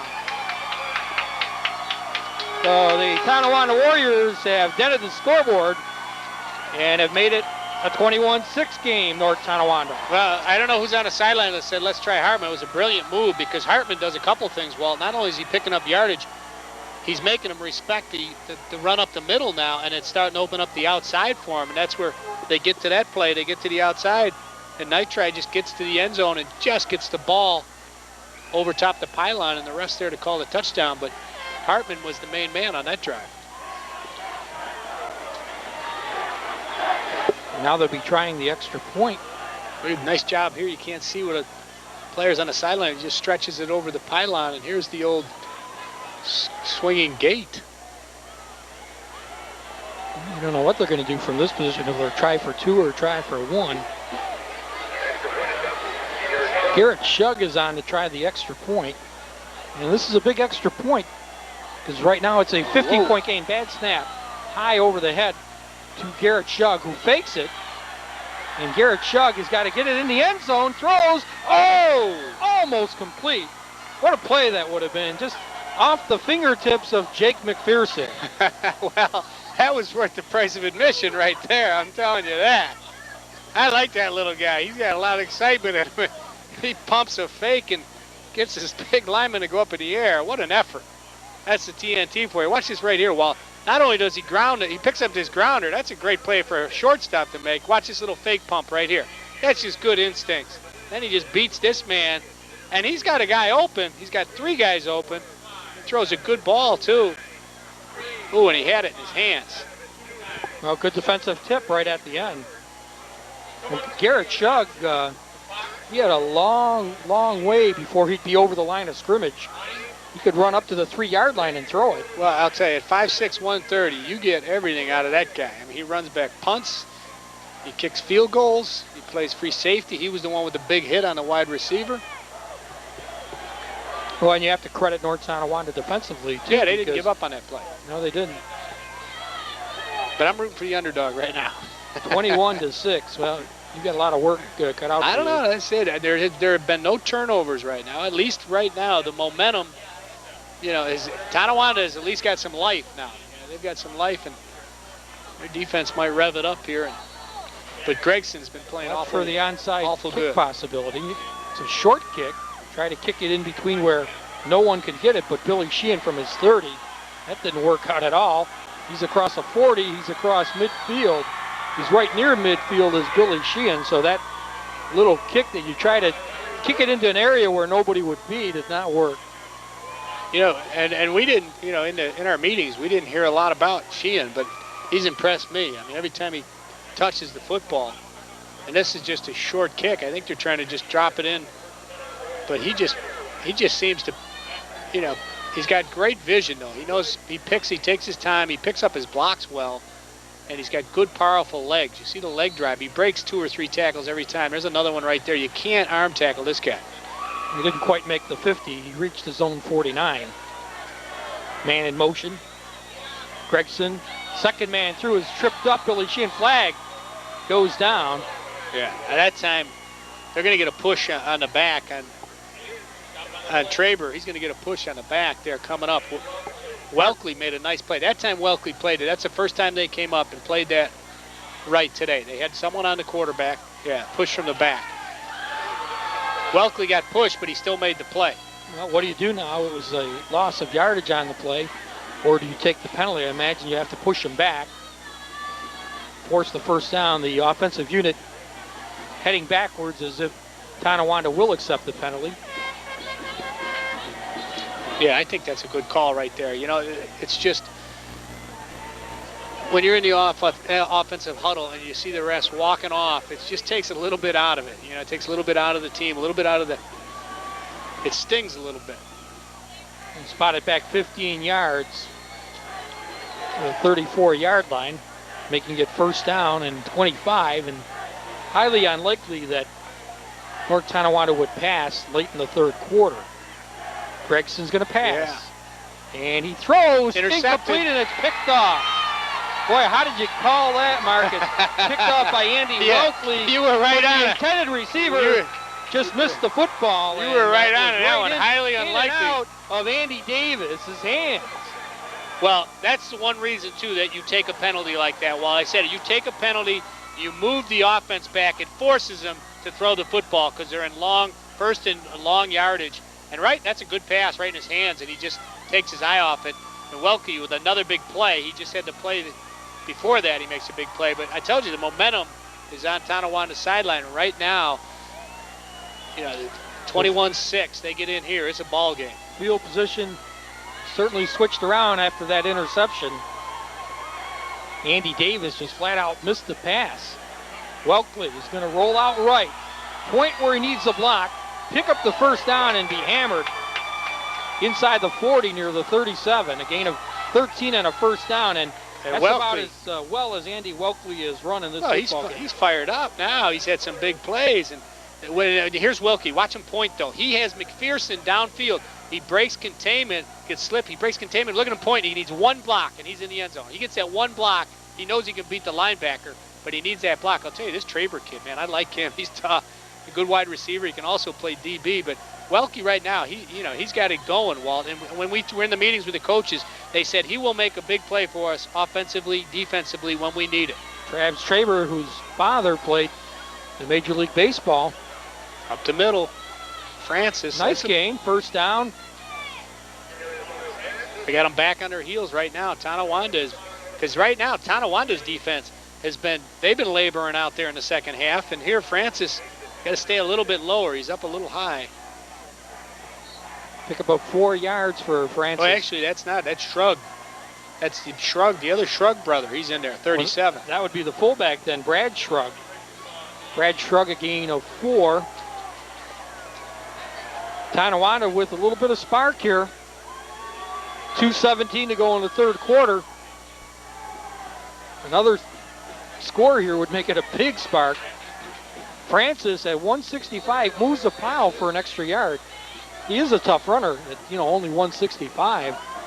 Yeah, they get it stacked up in the middle though. That's tough running in there. The only guy that has been successful, and I'm surprised they haven't given it back to Hartman. There's Francis. You see there's a lot of traffic in there. He's trying to cut it up. Good job by Tonawanda's, and that's Scalise in there. He's the stud in the middle. He holds up that middle. But surprising they didn't give it back to Hartman on this series. He was ripping off 4 or 5 yards. Yeah, This is a big down right here, Walt. Third. Hartman's had a great second half. On gotta defense at least, also he's played well. At least pick up 3 or 4 yards here to make it fourth. Well, this is 2 down territory. No question about it. Quarterback, Welkley, throws, incomplete. Again, he short hopped it. Again, he had a man wide open, but could not make the connection. And they've been trying to run that play. They really haven't been successful on it. It's in the offense, though.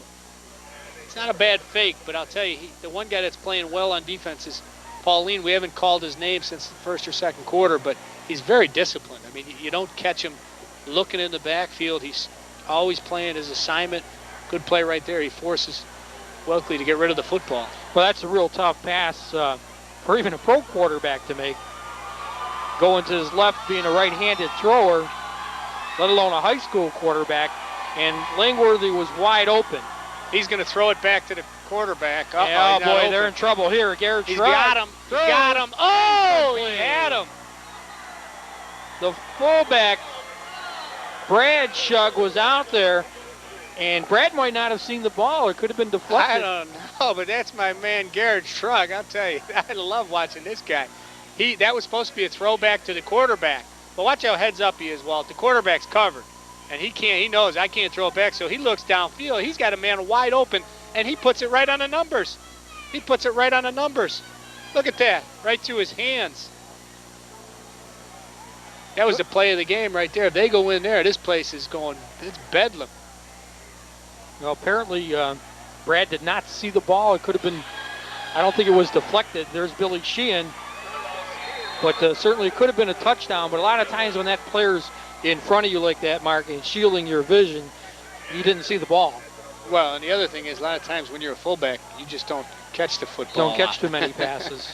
But Walt, I'll tell you, if I'm on defense for Tonawanda, I got a key on this kid Sheehan. I mean, he's got to have close to 150 yards.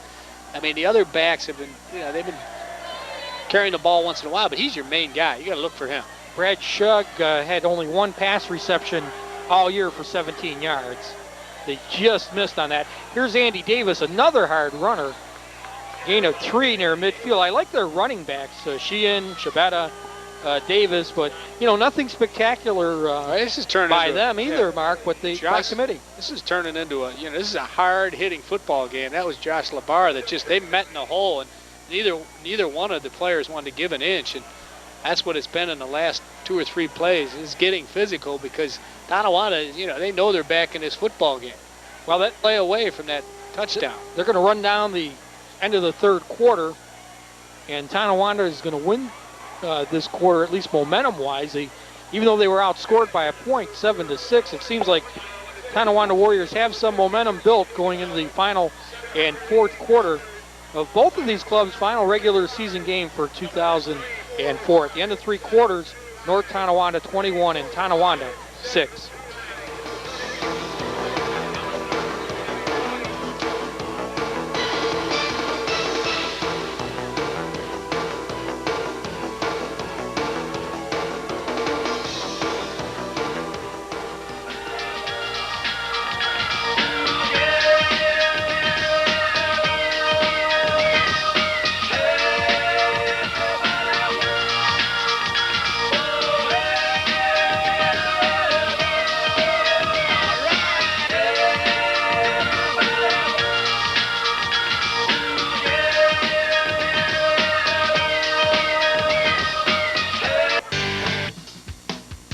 The UB Bulls return home on Saturday afternoon, November 6th, when they battle conference rival Kent State, sponsored by 4 Point Sheridan. The first 1,000 children ages 16 and under through the gates will receive a free 24-inch Shrek plush and meet former Buffalo Sabres standout Rob Ray. Plan now for this great day of NCAA college football excitement. We'll see you at UB Stadium.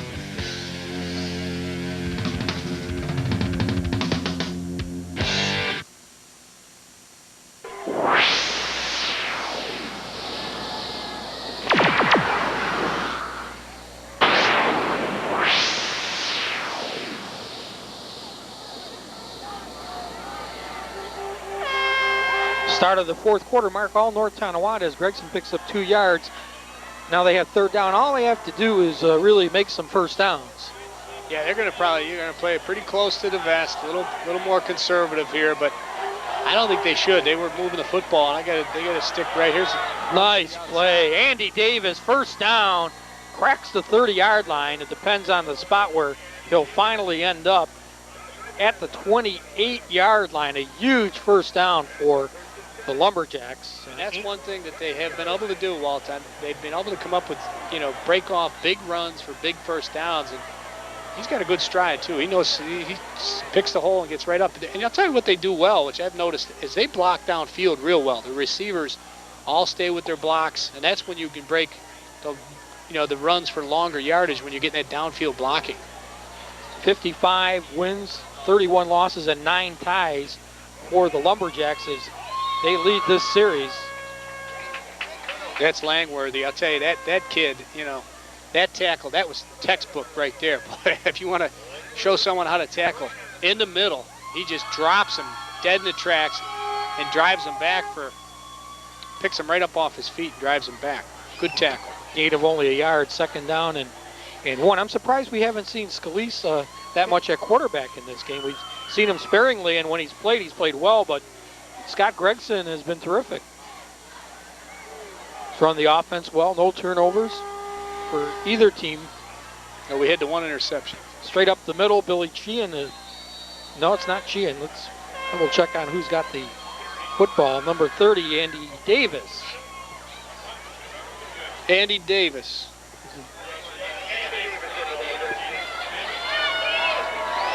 We did have that 1 turnover when they forced him into the passing situation, but this is a big down right here, Walt. There's time is kind of running out here in the 4th quarter with only 9 minutes left. They can't afford to give up another first down. Well, they're also in the field goal scenario that if they get a field goal, the game is basically over. 21-6, they're up 15. That would put them up 18 right now. It'd be a 38-yard field goal attempt. Gregson, nice late pitch. Billy Sheehan. Billy Sheehan's got the first down, spins away, and Billy Sheehan is having a big number game. Well, let's give credit again, though, to Gregson. I mean, for a sophomore, he reads the corner real well, and Tonawanda's, they've had trouble with it, and they haven't been making the right plays. They haven't been staying with the pitch man at all. They see you got three of the dark jerseys around the quarterback, and he reads it well and pitches it out to Sheehan, and they're just not playing that right. One's got to take the corner. You got to force the quarterback to pitch it, and then someone's got to make that play on the outside. The ball will be at the 13-yard line of Tonawanda. North Tonawanda in no hurry. 9 minutes to go in regulation time. Straight up the gut. Gregson, another huge play. And that, too, I mean, that's just another good read, Walt. He knew that they were going to play to the seat. Last time he goes outside. This one, good ball fake. Watch him cut it right up. Cuts it right up, gets behind his big lineman, his big fullback, and follows him right up and almost gets in the end zone. And fans very loud on the other side of the field, way far away from us, but we can hear them. They know this is the knockout punch right here. First down and goal at the 2-yard line. Touchdown. Two-man rival the pile.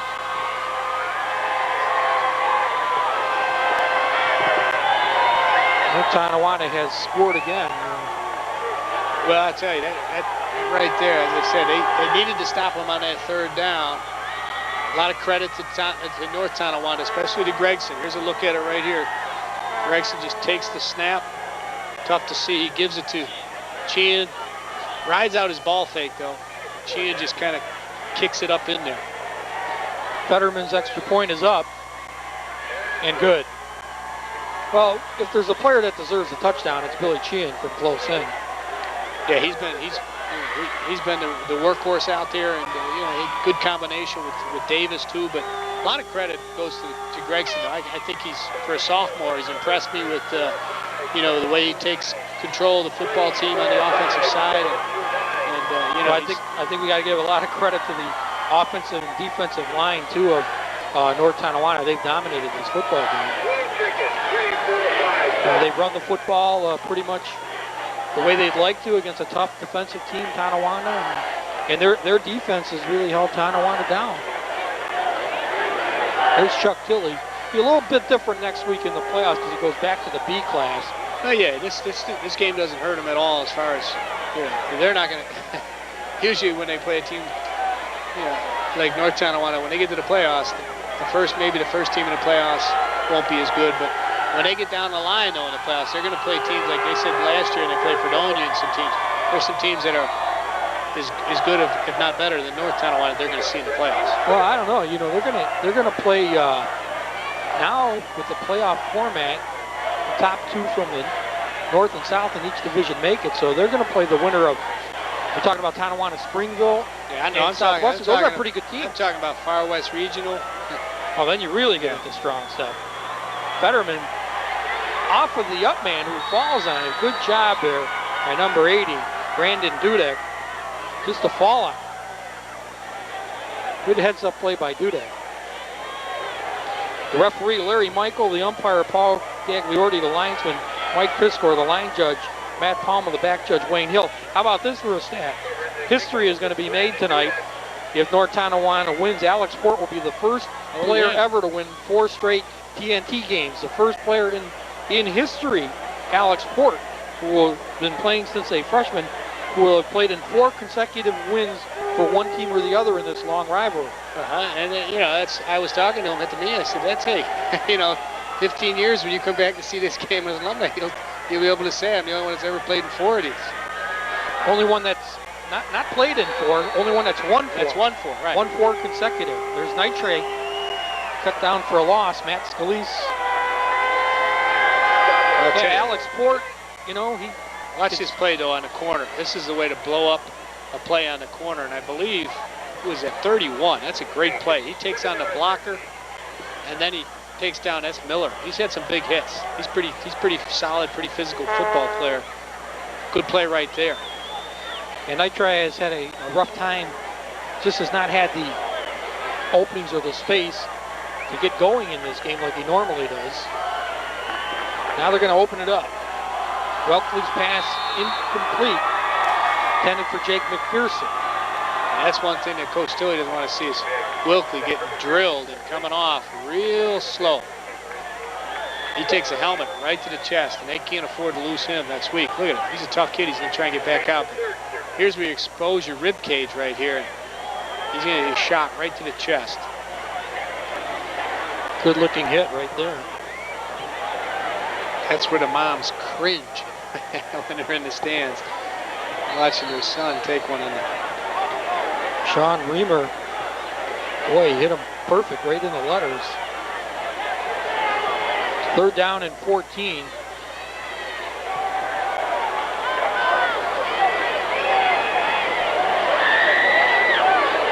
Welkley trying to set up a screen. And it's the tight end screen, and it's incomplete to Longworthy again. They weren't being fooled by that one, though.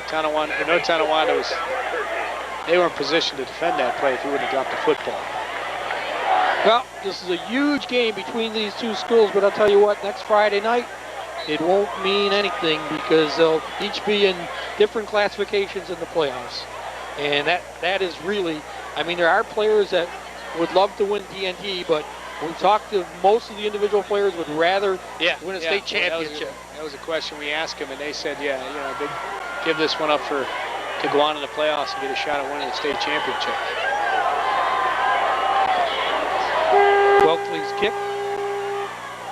Not a great kick.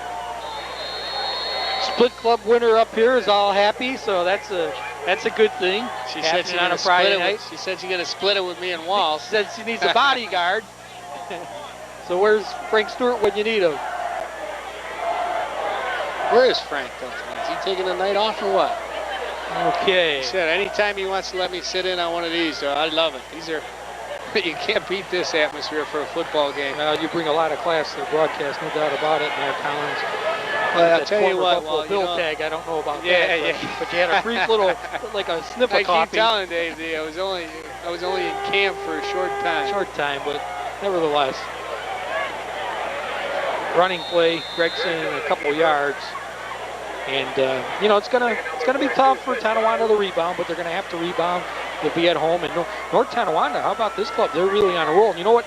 What shocked me with their program, their JV this year is 0-7. And that is, you know, especially when you have a program that's been, you know, they've been good over the years, and you know that's your feeder system for the varsity squad. But you know what's so great about the high school sports ball, especially, is when you got another football game next week. You know what? This one will hurt tonight, but they'll get ready. Billy Sheehan.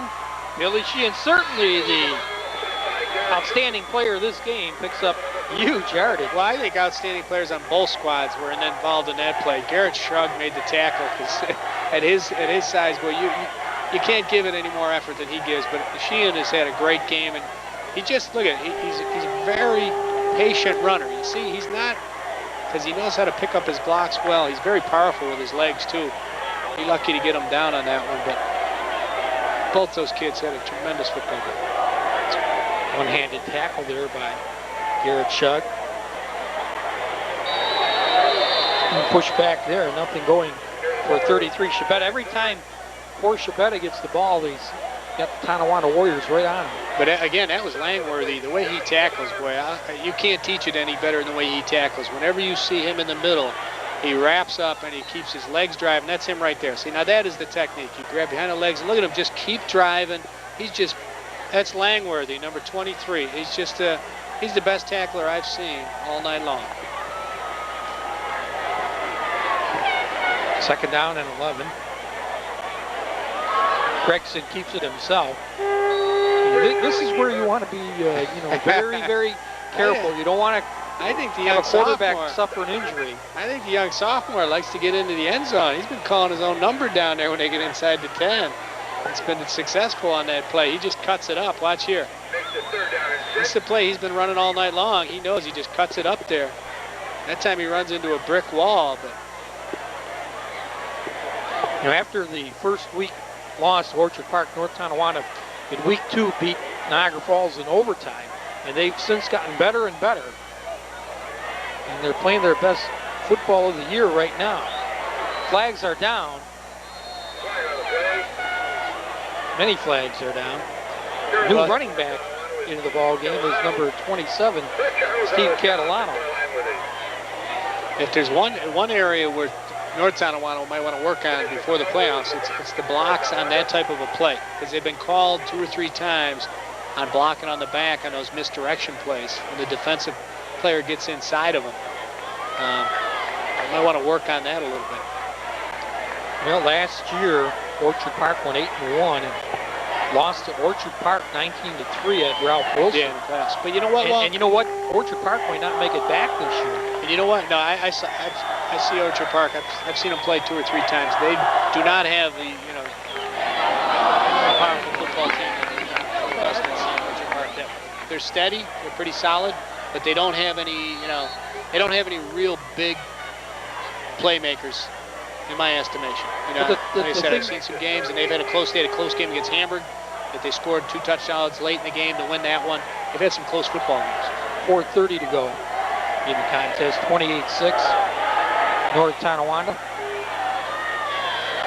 The substitutes in the ball game. And Orchard Park is, they've got it's a solid football team. They have kid Andy Pace. I think his name's Andy. I know his dad well. He's a very good football player. He's had a big season, but they don't really have that breakaway kid like Cody Williams or the Williams brothers that they've had in the last couple of years. But you know what? Sometimes, like North Tonawanda, they lost to Orchard Park, but sometimes you lose that first game in the beginning of the season. Well, sometimes that does you wonders, because your team right out of the box, it kind of brings them down a level, and you tell them, look, you guys got to really, and that's what they did. They put 6 in a row together. This will be 7. Aikens carried the last time. Let's see who carries this time. They have all substitutes pretty much in at the running back spots.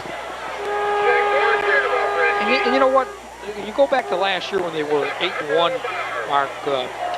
NT, their JV was only 3-5, and their JV's 0-7 this year. How does Eric Jancy then turn this around and get these teams like a JV that was 3-5 last year to produce hopefully a winning program? Hopefully he got some late bloomers. Sometimes kids come out in 9th, 10th grade. They're really physically not not there yet. And by the time then juniors, and by the time they're juniors, they start to play and start to fill out a little bit. By the seniors, you get some good football players. Well, they turn it over on downs. Francis is the ball carrier. Well, North Tonawanda starts 7 seniors and 4 juniors, and Tonawanda is more of a senior team. They start 9 seniors. Watching North Tonawanda, I see there's some players on the squad like Pauline. I mean, he's a very good football player, very physical, number 2. Miller, I thought, as a kid, that he's 6'1" and he's about 200 pounds. He's solid. He can really hit you. Obviously, you have Scalise in the middle, so they have enough horses on the defensive side of the ball, and they also have some talented players on the offensive side. Garrett Shrug to the 39-yard line, close to the first down. I mean, that little guy right there, he'd play all night long. I mean, he just has a lot of fun playing the game. A couple of the guys that we talked to at the meeting, Greg Ryan, 51, on the O-line and D-line for Shrug Tonawanda. He reminds me a little bit of the Steve Tasker type. He's a little guy, but he does a lot. Greg Ryan was telling me that the O-line works well together. He's a physical player, fundamentally sound, good techniques.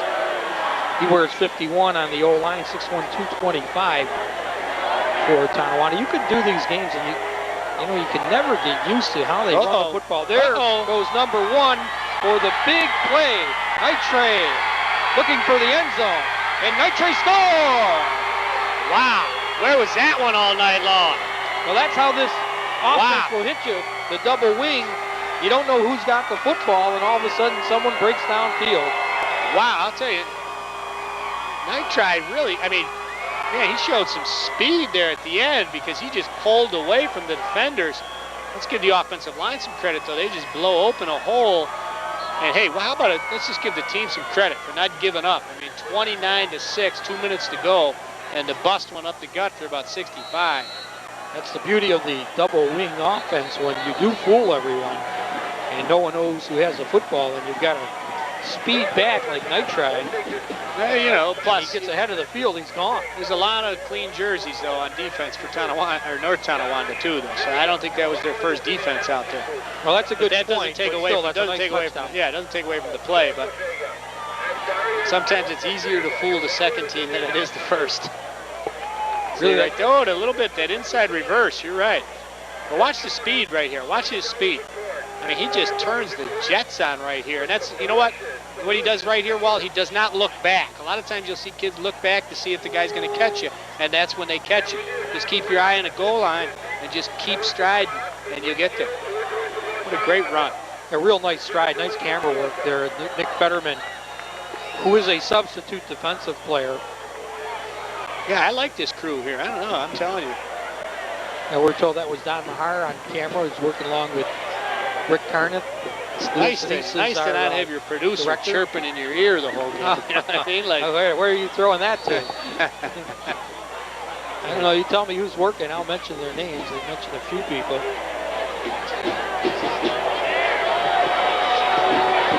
Now they're going to go for 2. Welkley, the quarterback. A rare pass as he rolls out right. Now he's going to try to run it in the corner and will make it. So Andy Welkley is able to turn the corner. Congratulated there by Julian. That's what it's all about right there, though. See, that's how it's all about, the TNT game. They played their hearts out, and he's probably just saying to Welkley, you deserve to get in. You played a great game. You left it all on the field, and that's sportsmanship too. Well, that's what you want to teach. The game is not over yet. We're going to see 2:43 to go. We're going to see an onside kick for sure, but Welkley, is really, like I said, he's a warrior. Certainly if Tonawanda would have shown the spark in the first half on offense, if they did in the second half, they would have been in this football game. Right, and this is going to carry a long way. This will carry him into the playoffs right here, Walt. Not giving up, because that's why you play games. Not giving up at this stage of the game is going to carry him a long ways in the playoff. They get in a tough game in the playoffs. And Tilly's going to say, hey, you remember we were down in North Tonawanda? You guys scored, 2 touchdowns in the last 5 minutes. Well, in case our fans don't know this, next weekend starts the playoffs in Section 6. So there'll be playoff games Friday night and Saturday afternoon. Yeah, come on out and support your local high school And teams. your ex-alma mater, the Hamburg Bulldogs. They got a good team this Win year. the championship, first time in many years. They got a good team this year. They got actually, I hate to say it, but I think a guy transferred in Onside from. kick. Here it comes. Good-looking kick. What a nice recovery. Good hands up there by the NT player who was able to cover it. Yeah, it's heads up too. He didn't wait for it to come 10 yards. You don't have to wait for the ball to go 10 yards. And if you're receiving, you can go up and Well, as soon as the on top of NT player touched it, he was immediately whacked, and whacked hard. And a lot of time a fumble ensues there. This guy right here, he's going to have a tough time getting out of bed in the morning. He'll be awful sore, but played a good football game, young man. And then after this Friday, next Friday and Saturday, 2 weeks from this weekend, will be the Ralph Wilson playoffs. That, by the way, is a different format this year. In 2 weeks, it will be on a Thursday and Friday, a little bit different format because the Bills are in town playing, I guess, against the Jets that Sunday. So they have to play it on Thursday and Friday in 2 weeks. And then the following week, the Rochester teams, the Far West Regional, stay in Buffalo this year, Mark. Yeah, that's Ralph Wilson. Those are always good games. I mean, Section 5 brings in some good football teams, and they go at it over at the stadium. Yeah, there's some question if we have teams strong enough this year to win a state championship, but you never know. You get on a run. We've seen a few do it. Should be enough for the first down yardage. Gregson hangs on. Well, both clubs played hard, that's for sure. Minute 49 to go, Mark. Yeah, they're going to be tackling the football right now. That was an opportunity coming up from behind Grayson to pop it out. For the most part, see right here, this is where you're coming up behind. You get a shot at that football. You got to punch that football out. Grayson looks like he landed on the point of the football, maybe knocked the wind out of him. But I think for the most part, the crowd has been very well behaved. Might have been one little skirmish there, but these are kids in the Friday night and big crowd. Well, the weather really cooperated because it's been, last couple days been raining and a little hazy, and the sun popped out before the football game, and just enough nip in the air to really kind of didn't make hot it. Chocolate. Didn't make it. And thank you for the coffee, Mark. Yeah. And you know what? They got a break too because this is a 6 o'clock start. 6 o'clock start. If it's be a 7:30 start like a normal start for high school football, it'd be much colder. Well, I think we have our player of the game. Who do you think? Got to go with Billy Sheehan. Oh yeah, I mean, it's unfortunate you can't pick a couple of them because there were some kids that really played well for both teams, but Sheehan and Grayson, the QB, I thought he really kind of asserted himself as the starting quarterback. I don't even think you got to bother starting Scalise. He throws it a little harder, but now, you know what might not be a bad idea, but I don't know if you'll go with it. It's funny. I was thinking to Port, myself, maybe take Alex Port on with Sheehan because he will be the first player in history to win 4 consecutive games. I'm thinking one school or the other, and I don't think that's ever going to happen again. I'm thinking to myself though before the game. You see Gregson right here. I mean, he has a handle on the offense. And you got a kid like Scalise. I got to put him in the backfield. I mean, he's too big and too good of an athlete not to put on in the backfield. I mean, I know he plays linebacker. Yeah, you're right. Yeah, I'm surprised you didn't see him. Especially in the playoffs, I think he's a kid that can make some big plays for you. A knee. 50 seconds to go for Gregson. That's a good point, but a lot of times these coaches. I mean, he's 6'1", 230. Eric Jancy might not want to show him. Well, that's what I mean. I don't know if if they got something, something that's coming up in the playoffs. Maybe, I mean, a lot of times that happens. You get in the playoffs and you get a week of practice and you put in a couple plays for him, 2 or 3 plays. I mean, he's a big kid. And he's very athletic, and even put him as a wide receiver, even though I like their wide receiver. Well, Billy Sheehan was the MVP for the North Tonawanda team, and Andy Welkley, the MVP for Tonawanda. There's no question in my mind, and probably your mind also, and everybody else's mind up here, that the better team won this football game this particular night. North Tonawanda was much better. Yeah, I mean, They played there it is. But that's what I like right there. See, I like to see that sportsmanship, and this is a hard-fought football game between two good football teams. You know, we had one turnover.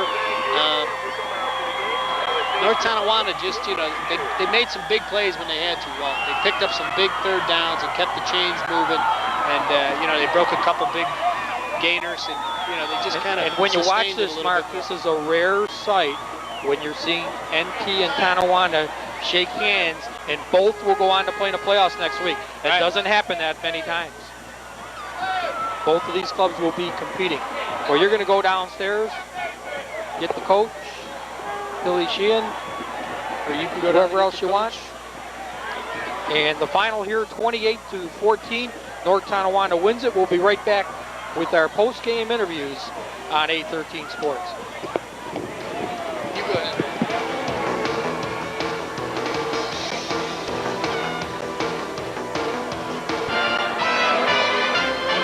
You're tuned to Adelphia Channel 13, Western New York's community channel.